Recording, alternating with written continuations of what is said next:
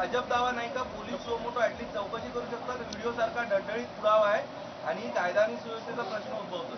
तर निश्चित पोलिसांनी चौकशी केलीच पाहिजे. पोलीस चौकशी करतील याच्याकरता कोणी कंप्लेंट असण्याची आवश्यकता नाही आहे. त्याच्यामध्ये कॉग्निजेबल ऑफेन्स जर होत असेल तर त्या संदर्भात पोलीस योग्य कारवाई करतील.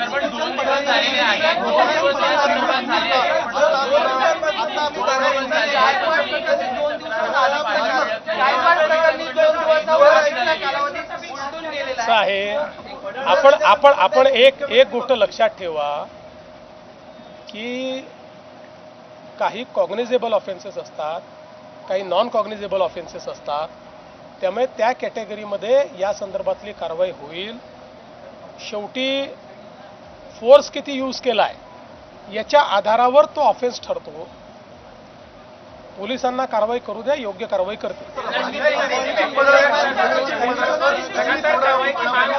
भवनामध्ये विषारी दूध कसं तयार होतं ह्याचा फॉर्म्युला दाखवला. 1 लिटर दुधापासून 10 लिटर दूध, तर त्यामध्ये जे केमिकल वापरले जातात ते केमिकल पावडर आपल्याला इस्लामपुरामध्ये आढळले.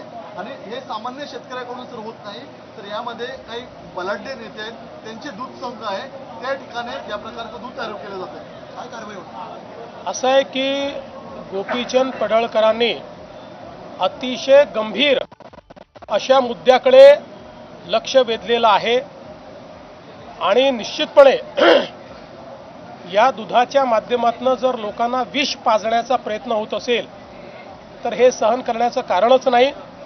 या संदर्भात मी स्वतः जो आपला फूड अँड ड्रग्स विभाग आहे, जो आरोग्य विभाग आहे, अशा सगळ्या संबंधित विभागाची एक बैठक घेणार आहे आणि एक धडक कारवाई या संदर्भातली आम्ही करणार आहोत.